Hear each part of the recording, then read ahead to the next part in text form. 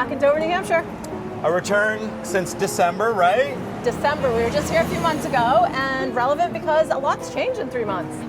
Yeah, a lot has changed. Some have stayed the same, but I love being back in Dover. Great community. I know you love Dover for reasons we discussed. Yeah, Dover's great. The walkability, the restaurants, the shops, and it's just a great community. I love it. Speaking of restaurants, maybe we should get some lunch. We should get some lunch. Where are we going? I think we should go to Seacoast right down here in downtown. Amazing place. It's really actually how a lot of real estate conversations happen. Over chips. Well, chips and margaritas. Yeah. So let's go get some of that. What do you say?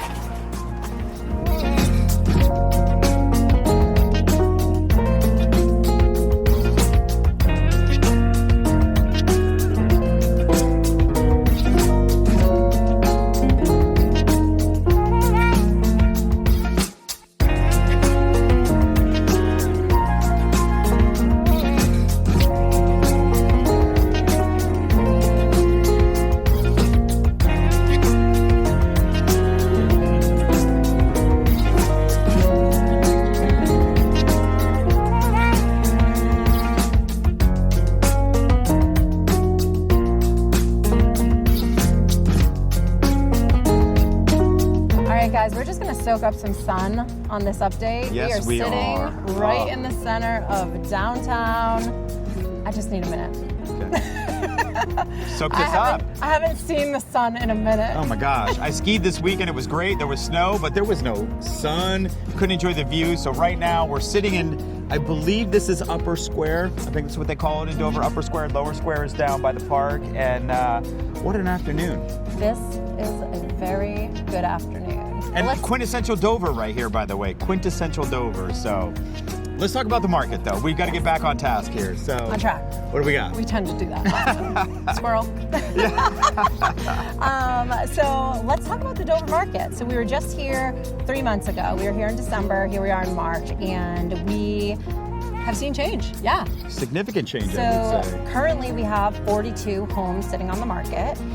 The inventory has dropped drastically. By the counts, for sure. Yes. Yeah. The median list price is about $694, Yep. which has gone up since December. Yep, significantly. And the range in price, though, is quite drastic. Amazing. We've got just shy of 100,000, all the way up to 2.8 million, and that's, a mobile home manufactured home, all the way up to a beautiful antique, gorgeous home with beautiful grounds right over in the, historic end on Silver Street. There's a lot of new construction in Dover that's at that higher end. We were kind of talking about what homes sold, because we went from almost 100 listings in Dover. Was it 100? Yeah, in December we were hovering around 100 listings, which it's telling though of that time too, because the fall was a very wonky, for lack of better choppy, words. wonky, yeah, it was unpredictable. Not super fun to hang out in that fall market this past fall.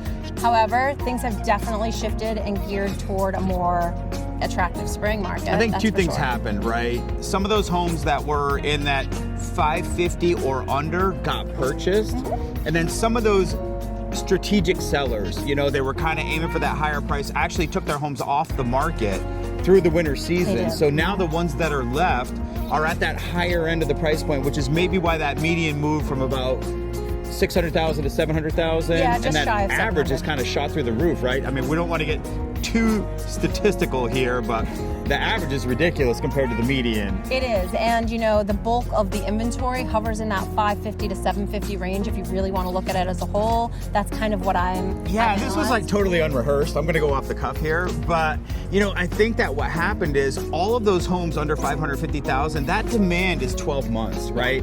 When a well-priced home in a desirable community hits the market, it's going to sell no matter what the calendar says. 100%. But you can address this. I'm not the real estate agent here, but it feels like if you have a home that's in that 750 to 1.1 million, you need a certain buyer that's going to buy that house, and maybe you're going to hold off and then maybe strategically list that in March or April or May. Yeah. Am I going down a rabbit hole here? No, you're not going down a rabbit hole because, again, nobody had a crystal ball to see the market we were going to get dealt this past fall. Right. And people listed their homes anticipating getting a number that was supported by the recent comps. We go 6 months back usually and look at comps and find the closest, trying to nail down a number for our clients to net them the most as a seller. Right. When you're hearing crickets that doesn't feel good. Right. And so a lot of those sellers were like, well, I'm not just giving my home away. I'm going to take it off the market. We'll retry it in the spring. And would you say that that's more in that higher end? You know, Definitely, they already own a home. It's a trade-up situation. Maybe they say, hey, let's wait one more year. Yep. Let's list it in the spring. Everybody's favorite term, right? Yeah, listed in the spring. I mean, I take that with a grain of salt because, you know, statistically, you know, the best time to list it really is in late February. Yeah, well, spring starts early around here. And if you want to know why, feel free to reach out to me. I can explain and walk you through that. But at the end of the day, I think we reference this often. It comes down to the 5 Ds. You know, whether that person is in that 750 to $1 million range, what are their circumstances? Right. What's that motivation? And Death, divorce, diapers, diplomas, diamonds. It's 6 Ds actually.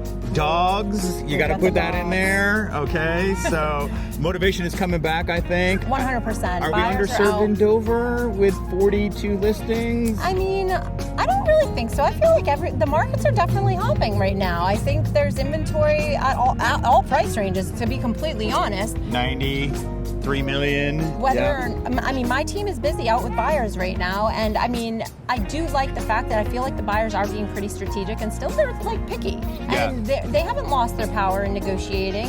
However, what I will say is we are seeing multiple offers on pretty much all price points again. Well, we sort of talked about that belly of the market in Dover, you know, maybe like 550 to 750. There's a fair amount of inventory in there, but that's not your typical first-time home buyer, right? They're usually looking sub 500 in Dover, maybe. You know, combined household income, 160,000, something like that. 2 young professionals, perhaps. That market's still a little bit tight, even though we've got a little bit of inventory in there. So and let's not still forget challenging. Too, the outskirts of Dover, like Barrington, which we have visited in past months. And Rollinsford. Yep. Barrington, Rollinsford, and Newmarket. Newmarket's a little stretch from like Dover, in my opinion. But you've got Madbury, you've got Barrington, you've got Rollinsford. Lee. Yeah, those are all towns that, you know, spillover from Dover's going into if they require a little bit more of a lot, or, you know, a different type of a neighborhood with a little more rural aspect and feel to it. You know, you can go up 6th Street into Rochester even. You know, there's newer neighborhoods I kind of like where off Dover that. is. I think it's pretty good. And you know, listen, this is television, so this is a tease, everybody. I want to just set the stage. We have a special episode coming in May this year. We're going to do a Cinco de Mayo special. I can't tell you where it's going to be, There's but a theme. There is a theme. It's our birth month. It's going to be quite the fun. You do not want to miss out. Yeah, so check that out in May. But for now, Scott Mertens, Luminate Home Loans, Lawa-Na McClellan, Lawa-Na Co at Keller Williams. Appreciate it.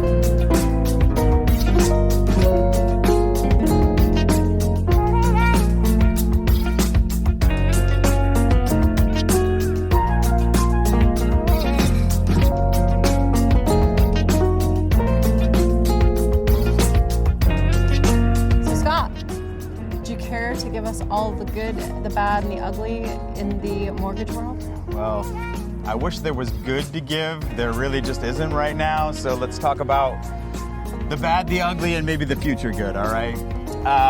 Gosh, you know, we just did this last month, and Mal's gonna put some charts over my shoulder here that you guys will see. And essentially, let's keep this apolitical, shall we? Yes, the Iran war is bad for interest rates, okay? Most people probably realize that. It's really bad for two reasons. I'll try to keep this quick. I know sometimes I go down a rabbit hole. Number one, oil has gone up in price. I think everybody's aware of that, right? Oil affects everything you taste, touch, hear, see, drive, smell. Everything is affected by oil. So again, inflation goes up, interest rates go up, okay? The thing that's a little bit more nuanced that most people aren't realizing is all those countries around Iran, Kuwait, UAE, Saudi Arabia, Bahrain, they sell oil. Do you know what they do with the proceeds from the oil that they get? they buy U.S. Treasuries and mortgage-backed securities, and that keeps interest rates low. So they're not selling oil, which means we don't have buyers for this stuff. 10-year goes up, MBS goes down, interest rates go up. The other thing is, if this conflict expands and we start destroying infrastructure, when they can sell oil again, they have to use that money to rebuild the infrastructure. Yeah, so it's a kind of an ugly situation for interest rates right now. Forecasting is a fool's errand, but for us, we'll kind of give you what we're hearing. You know, if we can get some sort of end, pause, whatever to this conflict, hopefully we can get interest rates to come back down. You know, another chart he's going to put up right here shows you over the last 3 years that a month ago, February 28th, we were at 3-year lows in interest rates. Yeah. We had a date in April of 2023 where we were in the low 6s. We had a date in 24 we were in the low 6s. And then just in February, we were at 6.09. You know, great interest rates, which really support home ownership. This conflict has caused almost a 0.5 point bump in rate, which is insane. So rates aren't great right now, but again, everybody, we talk about this all the time, right? Date the rate, marry the asset. Correct. And two things that matter when you buy a home that you can never change: the price you paid and the address. Okay, so sometimes you just got to go out and buy it and set the price right now, because when interest rates come down, what happens to price? Price goes up. Money gets cheaper. So yeah, it's an interruption right now. Yeah, it's difficult if you were under contract or planning to go under contract and you didn't have a locked rate. You're dealing with a slightly higher payment. Yeah, you have to look at it through a different lens. Yeah, you do. It's a temporary It's a issue. short situation. You know, we're kind of advising our clients, and you can add to this, you know, maybe you go under contract and instead of a 30-day close, maybe you ask for a 60-day close. And maybe that extra lead time allows us to maybe get a lower rate when we're in there. So just a strategy that you can kind of consider when you're making your offer. Our theory has always been, if you're going to get pre-approved for financing, you have to accept what the payment is today. Okay, so if it makes sense, lock the rate, close the loan. We can always refinance later. So not great news on interest rates, but you know, program-wise, there's still a ton of opportunity. Yeah, what about the New Hampshire housing? They have barely moved. So again, the products that we use or try to use when we can introduce New Hampshire housing, those rates aren't as sensitive to market movement because it's a bond program, not an MBS program for certain borrowers. They've gone up a 1/4 of a point where everybody else is up a 1/2 point. So again, if you're in that sphere where we can serve you with that product, there's still great opportunity. The other thing is, you know what happens when rates go up? Less people want to buy. That's less competition for the house that you're bidding on. So maybe instead of having to pay $15,000 more because you're competitive, maybe you get it for a lower price, and that's the one thing you can't change. So not the best news on interest rates. We don't think that it's systematic. We think that this is I know the Fed doesn't want to use this word anymore, everybody, but transitory rate interruption. So maybe we can get that back down. But on the macro, a ton of demand for buyers. Still, the credit box is opening a little bit. You know, when lenders are seeing less loans being produced, they figure out how to keep that volume up. So you may have heard that Fannie Mae removed the minimum credit score a couple months ago, minimum 620. They have now removed that. That's kind of like an artificial benefit. There's not a lot of people with a 580 credit that are going to qualify for financing. That's what we were talking about a couple months ago in our update, is just like you still have to hit certain. Yeah, you know, that 580 credit, you better isolate why you're a 580 credit and have a large down payment. So, you know, there's still a lot of support in the industry. There's still opportunities to get approved. We're still finding creative solutions to navigate this elevated interest rate environment. So we do think that it is short-term or transitory, however you want to phrase it. My advice to the borrowers that I'm working with, don't wait, okay? If home ownership makes sense, again, the 6 Ds, you're at that level, you know, you're ready to transact. We can always adjust the interest rate down the road a piece. Yeah, I think that's the really important piece of it, is a lot of the times when, you know, stuff like this goes on in the world, you know, as a grand, you know, thing, it makes people freeze, it makes people pause. The uncertainty is, you know, debilitating for a lot of people. Yeah. And they get really, really scared about what tomorrow brings, which I'm not going to say I completely disagree with that, because it is scary stuff. Yeah. However, oftentimes, like, you have to like meet with a professional, kind of map it out. What's the worst case scenario look like? What's the, you know, and really come up with a real plan so that you can find some sort of security in making those decisions. And here's the reality, you know, I think I did 22 or 23 credit consults this month already. I mean, there's so many people that have interest. And as I'm going through these credit consults and we're talking about the amount of money needed and the monthly payment on a loan, most of these borrowers are pleasantly surprised because the news media is telling you that there's no opportunity for first-time home buyers. There's nothing further from the truth. Yeah, there's so many Have the conversation. It's free. Reach out to us. Do the consult. Get the education. Understand what you qualify for. You may be pleasantly surprised. Yeah. You know? If you've worked with me or anyone on my team, you know our first stop for you is to a local lender, because not